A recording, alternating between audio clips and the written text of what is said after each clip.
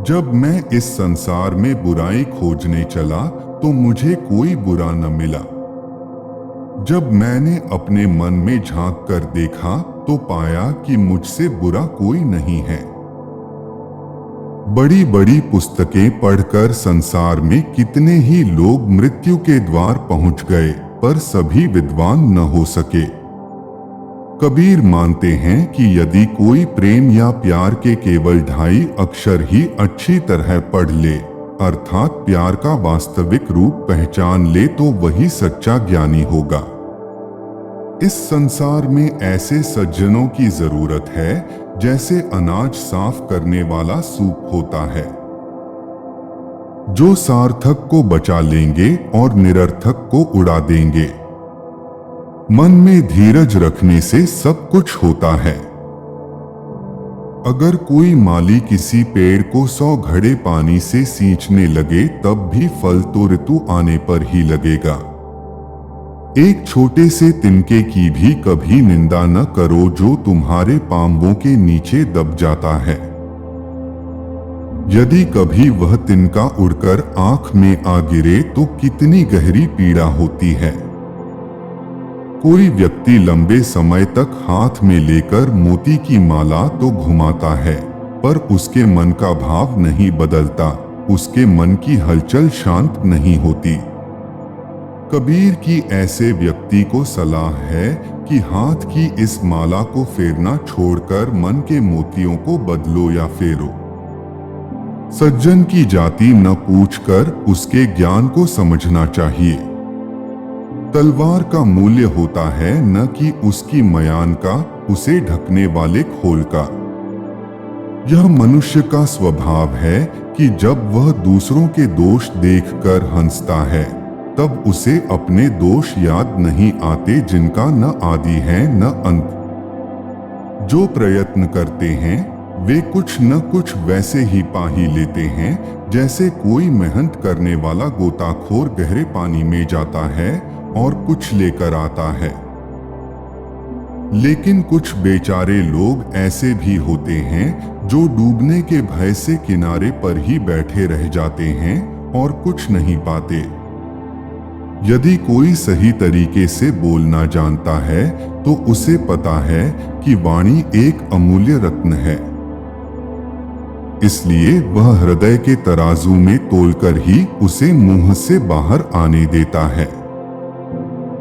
न तो अधिक बोलना अच्छा है, न ही जरूरत से ज्यादा चुप रहना ही ठीक है।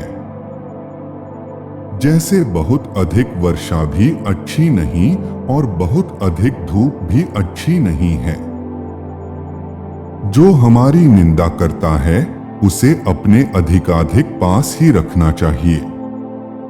वह तो बिना साबुन और पानी के हमारी कमियां बताकर हमारे स्वभाव को साफ करता है। इस संसार में मनुष्य का जन्म मुश्किल से मिलता है। यह मानव शरीर उसी तरह बार बार नहीं मिलता जैसे वृक्ष से पत्ता झड़ जाए तो दोबारा डाल पर नहीं लगता। इस संसार में आकर कबीर अपने जीवन में बस यही चाहते हैं कि सबका भला हो और संसार में यदि किसी से दोस्ती नहीं तो दुश्मनी भी न हो। कबीर कहते हैं कि हिंदू राम के भक्त हैं और तुर्क मुस्लिम को रहमान प्यारा है। इसी बात पर दोनों लड़ कर मौत के मुंह में जा पहुंचे, तब भी दोनों में से कोई सच को न जान पाया। कहते सुनते सब दिन निकल गए, पर यह मन उलझकर न सुलझ पाया। कबीर कहते हैं कि अब भी यह मन होश में नहीं आता। आज भी इसकी अवस्था पहले दिन के समान ही है। कबीर कहते हैं कि समुद्र की लहर में मोती आकर बिखर गए। बगुला उनका भेद नहीं जानता, परंतु हंस उन्हें चुन चुन कर खा रहा है। इसका अर्थ यह है कि किसी भी वस्तु का महत्व जानकार ही जानता है। कबीर कहते हैं कि जब गुण को परखने वाला गाहक मिल जाता है तो गुण की कीमत होती है, पर जब ऐसा गाहक नहीं मिलता तब गुण कौड़ी के भाव चला जाता है। कबीर कहते हैं कि हे मानव, तू क्या गर्व करता है? काल अपने हाथों में तेरे केश पकड़े हुए हैं। मालूम नहीं वह घर या परदेश में कहां पर तुझे मार डाले। कबीर का कथन है कि जैसे पानी के बुलबुले, इसी प्रकार मनुष्य का शरीर क्षणभंगुर है। जैसे प्रभात होते ही तारे छिप जाते हैं, वैसे ही ये देह भी एक दिन नष्ट हो जाएगी। यह नश्वर मानव देह अंत समय में लकड़ी की तरह जलती है और केश घास की तरह जल उठते हैं। संपूर्ण शरीर को इस तरह जलता देख इस अंत पर कबीर का मन उदासी से भर जाता है। इस संसार का नियम यही है कि जो उदय हुआ है वह अस्त होगा, जो विकसित हुआ है वह मुरझा जाएगा, जो चिना गया है वह गिर पड़ेगा और जो आया है वह जाएगा। कबीर कहते हैं कि अरे जीव, तू झूठे सुख को सुख कहता है और मन में प्रसन्न होता है। देख, यह सारा संसार मृत्यु के लिए उस भोजन के समान है जो कुछ तो उसके मुंह में है और कुछ गोद में खाने के लिए रखा है।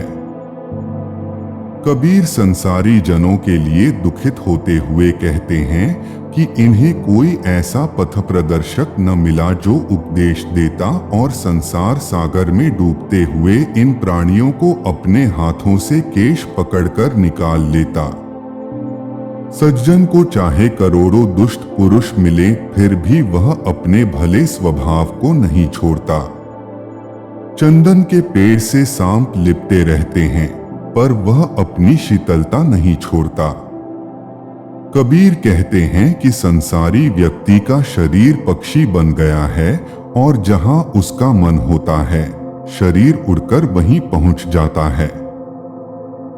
सच है कि जो जैसा साथ करता है वह वैसा ही फल पाता है। शरीर में भगवे वस्त्र धारण करना सरल है, पर मन को योगी बनाना बिरले ही व्यक्तियों का काम है। यदि मन योगी हो जाए तो सारी सिद्धियां सहज ही प्राप्त हो जाती हैं। कबीर कहते हैं कि उस धन को इकट्ठा करो जो भविष्य में काम आए। सर पर धन की गठरी बांध कर ले जाते तो किसी को नहीं देखा।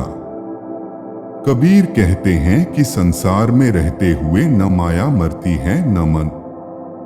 शरीर न जाने कितनी बार मर चुका, पर मनुष्य की आशा और तृष्णा कभी नहीं मरती।